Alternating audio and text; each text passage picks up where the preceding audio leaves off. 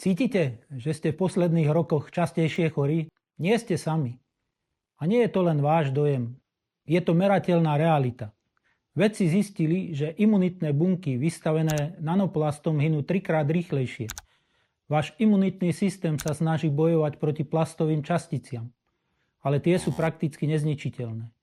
Je to ako byť pesťou do oceľovej steny. Vyčerpávate sa v boji, ktorý nemôžete vyhrať.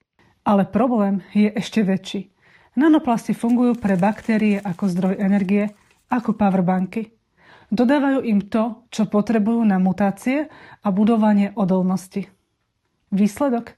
Vznik superbaktérií odolných voči antibiotikám prebieha rýchlejšie než kedykoľvek predtým.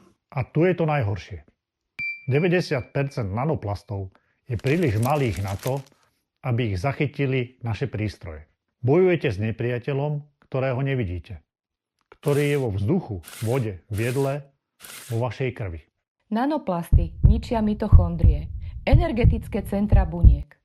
Zbavujú ich energie a nútia k predčasnej smrti. Chronický zápal, oxidatívny stres, oslabená imunita. To všetko je spojené s jediným faktorom.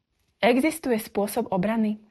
Vedci tvrdia, že kľúčom je neutralizovať elektrostatický náboj nanoplastov. Ale na to potrebujeme globálne vedecké zjednotenie. Poďme zistiť, prečo nám dochádzajú možnosti a čo môžete urobiť vy. Vaše zdravie je vo vašich rukách. Pozrite si nový dokument.